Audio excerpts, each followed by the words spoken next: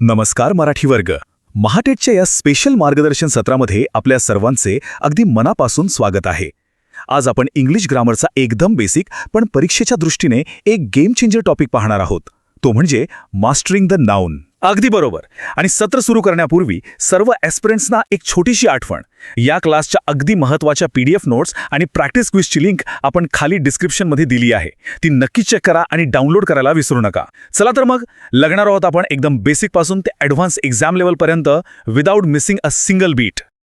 Okay, तर आजचा आपला रोडमॅप थोडक्यात पाहूया.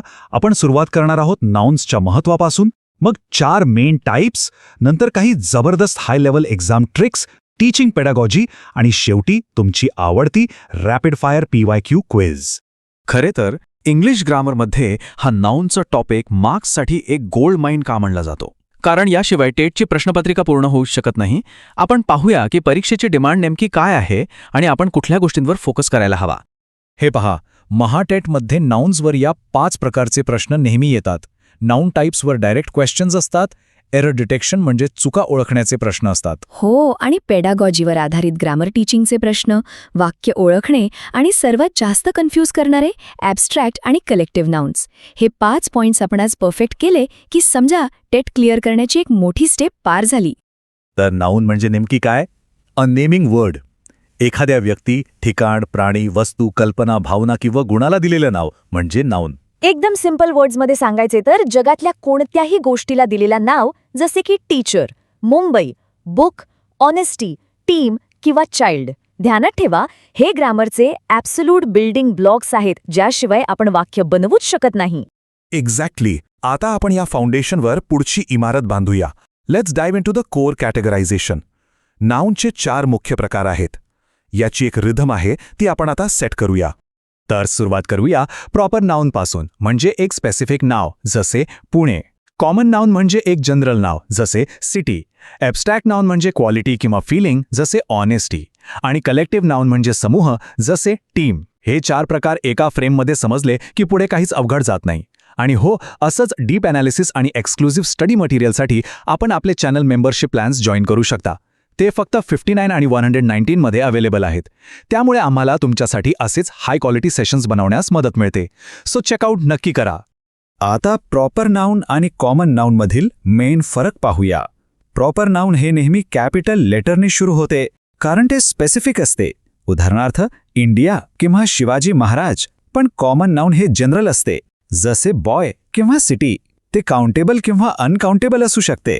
आता मी तुम्हाला एक क्विक लॉजिकल रिझनिंगचा गेस प्रश्न विचारते.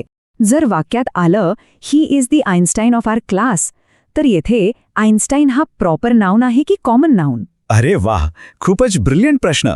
येथे आइन्स्टाईन एक जनरल इंटेलिजंट व्यक्ती म्हणून वापरणं आहे, विशेष नाव म्हणून नाही. म्हणून तो येथे कॉमन नाउनसारखा ॲक्ट करतो. हे असले ट्रिकी प्रश्न महाटेटमध्ये येतात. सो कीप युअर आयज ओपन. आता पहिला महाटेट PYQ स्टाईल प्रश्न आपल्या स्क्रीनवर आहे. Identify the proper noun. A. City. B. River. C. Maharashtra. D. Boy. सर्व ॲस्पिरंट्सनी याचे उत्तर लगेच आणि पटापट कॉमेंट बॉक्समध्ये टाईप करावे. Come on. आणि याचं बरोबर उत्तर आहे महाराष्ट्र, कारण ते एक स्पेसिफिक राज्याचे नाव आहे. बाकी सर्व कॉमन नाउन्स आहेत. पुढचा महत्त्वाचा प्रकार ॲब्स्ट्रॅक्ट नाउन. हे असे नाउन्स आहेत जे भावना किंवा कल्पना दर्शवतात, ज्यांना आपण स्पर्श करू शकत नाही. जसे ॲडजेक्टिव्हपासून तयार होते काइंडनेस, वर्बपासून ग्रोथ आणि कॉमन नाउनपासून चाइल्डहुड. बरोबर. आणि येथेच खूप ॲस्पिरंट्स कन्फ्यूज होतात.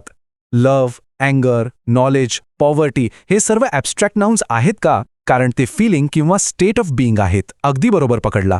ते नेहमी अनकाउंटेबल असतात आणि त्यांना आपण फिजिकल हात लावू शकत नाही. ते फक्त अनुभवू शकतो. आता पाहूया कलेक्टिव्ह नाउन. हे एक समूह दर्शवते. टेटसाठी हे ग्रुप नेम्स फार महत्त्वाचे आहेत. Flock of birds, bouquet of flowers, swarm of bees, crew of sailors, pack of wolfs. हे टर्म्स तोंडपाठ असायला हवेत. आणि ते ॲडव्हान्स्ड ग्रामर रूल पण महत्त्वाचे आहे ना, ज्यावर वारंवार प्रश्न येतात, ते सिंग्युलर प्लुरल कन्फ्युजन. हो, वॉर्निंग रोल. ज्यावेळेस कलेक्टिव्ह नाउन एक युनिट म्हणून काम करत असेल तर नेहमी सिंग्युलर व्हर्ब येतो, जसे की द टीम इज विनिंग. पण जर त्यांच्यात मतभेद असेल किंवा इंडिव्हिज्युअल मेंबर्सवर फोकस असेल तर प्लुरल व्हर्ब येतो. हे ध्यानात ठेवा. चला आपण अजून एक क्विक क्वेश्चन घेऊ आणि आपली तयारी पाहूया. Choose the collective noun. A soldier, B army, C honesty, D school. सर्वांनी कमेंटमध्ये उत्तर द्या. क्विक. अगदी बरोबर. आर्मी हे करेक्ट चॉईस आहे, कारण ते सोल्जर्सचा समूह दर्शवते. आणि माझ्याकडून अजून एक लॉजिकल गेस प्रश्न. जर प्लेयर्स हा शब्द असेल तर तो कलेक्टिव्ह नाउन आहे का? नाही. प्लेयर्स हा प्लुरल कॉमन नाउन आहे. टीम हा कलेक्टिव्ह नाउन आहे. हा फरक परीक्षेत तुमचे मार्क्स ठरवतो, त्यामुळे नीट समजून घेणं गरजेचं आहे. आता आपण शिफ्ट होऊया सेक्शन 3 कडे. High level exam tricks. परीक्षेत फक्त नॉलेज चालत नाही, तर वेळ वाचवण्यासाठी हे शॉर्टकट्स आणि स्ट्रॅटेजी खूप उपयोगी पडतात. हे लॉजिक किती सिंपल आहे पहा. एक्झाममध्ये शब्द पाहिल्यावर फक्त 3 प्रश्न स्वतःला विचारायचे. अगदी. Trick 1. Can I touch it? मी याला स्पर्श करू शकतो का? जर उत्तर हो असेल तर ते कॉमन किंवा प्रॉपर नाउन असेल. जर नाही तर ते ॲब्स्ट्रॅक्ट नाउन असेल. Trick 2. Is it a group? हा समूह आहे का? जर हो तर ते कलेक्टिव्ह नाउन आहे. ट्रिक 3.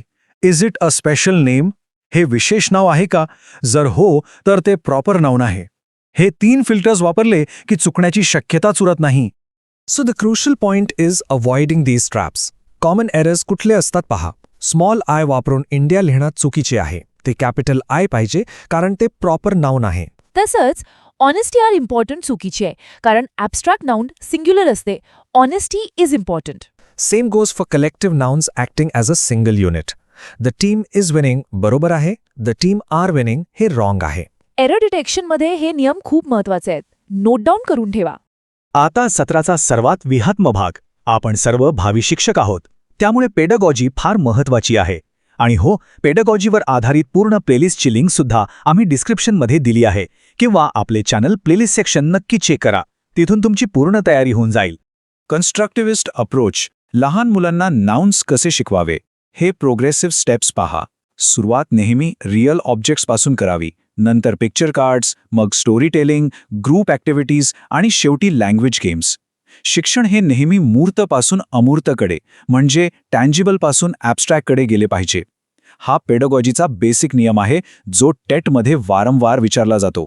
म्हणजे ॲक्टिव्हिटी बेस्ड लर्निंगमध्ये जर मी क्लासरूममध्ये असेन तर मी विचारेन, मुलांनो तुमच्या गावाचे किंवा शाळेचे नाव काय? हे झाले प्रॉपर नाउन्ससाठी. किंवा प्रामाणिकपणा आपण स्पर्श करू शकतो का? हे झाले ॲब्स्ट्रॅक्टसाठी. आणि कलेक्टिव्हसाठी आपण पक्ष्यांचा थवा किंवा खेळाडूंची टीम यांचे चित्र दाखवून प्रश्न विचारू शकतो. हे प्रॅक्टिकल ॲप्लिकेशन परीक्षेच्या पेडागॉजी सेक्शनमध्ये सॉलिड मार्क्स मिळवून देते, कारण ते रिअल लाईफ टीचिंगवर आधारित असते. आता सत्राचा क्लायमॅक्स. Advanced practice quiz. सर्व ॲस्पिरंट्सनी आपले कीबोर्ड्स तयार ठेवावे आणि पटापट कमेंट्समध्ये उत्तरे द्यावी. पाहूया आपली तयारी किती पक्की झाली आहे. Question number 1. Identify the abstract noun. A honesty, B army, C tiger, D school. पटापट कमेंट करा. आणि बरोबर उत्तर आहे ऑनेस्टी, कारण ऑनेस्टी म्हणजे प्रामाणिकपणा. हा एक क्वालिटी आहे, एक गुण आहे, ज्याला आपण स्पर्श करू शकत नाही. Question 2. Which noun always starts with a capital letter? A. Common noun, B. Abstract noun, C. Proper noun, D. Collective noun. माझा गेस तर ऑप्शन सी आहे, आणि कमेंट्समध्ये पण सर्वांचे तेच उत्तर दिसत आहे. अगदी बरोबर. प्रॉपर नाउन हे विशेष नाव असते, त्यामुळे ते वाक्यात कुठेही आले तरी नेहमी कॅपिटल लेटरमध्येच लिहिले जाते. प्रश्न 3. Bouquet is a collective noun for A. Birds, B. Flowers, C. Cows, D. Fish. अथवा तो टेबल जो आपण पाहिला होता. येस, आणि याचं उत्तर आहे फ्लॉवर्स. फुलांचा गुच्छा म्हणजे बुके. बर्ड्ससाठी फ्लॉक वापरतात, हे पण लक्षात ठेवा. आता एरर डिटेक्शनवर आधारित प्रश्न पाहूया. Question 4. Which sentence is correct? A. Honesty are rewarded, B. Honesty is rewarded, C. Honesty were rewarded, D. Honesties are rewarded. ऑनेस्टी हा ॲब्स्ट्रॅक्ट नाउन आहे, म्हणून तो अनकाउंटेबल आहे आणि सिंग्युलर वर्ब घेईल, म्हणजे ऑप्शन बी बरोबर आहे. Honesty is rewarded. अगदी बरोबर. आता लगेच एक quick guess question. The jury dash divided in their opinion. येथे रिकाम्या जागी इज येईल की आर? ज्युरी डिवायडेड आहे, म्हणजे मतभेद आहेत, आणि इंडिव्हिज्युअल मेंबर्सवर फोकस आहे, तर येथे प्लुरल आर येईल. Excellent logic.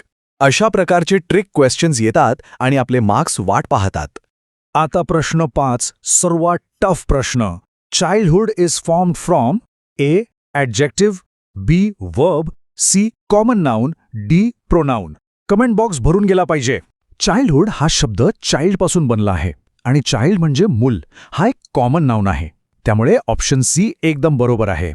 तर हा आहे आपला final revision formula. Specific name म्हणजे प्रॉपर, जनरल नेम म्हणजे कॉमन, क्वालिटी म्हणजे ॲबस्ट्रॅक्ट आणि ग्रुप म्हणजे कलेक्टिव्ह. हे 4 नियम ध्यानात ठेवा म्हणजे महाटेटमध्ये नाउनचा एकही मार्क जाणार नाही.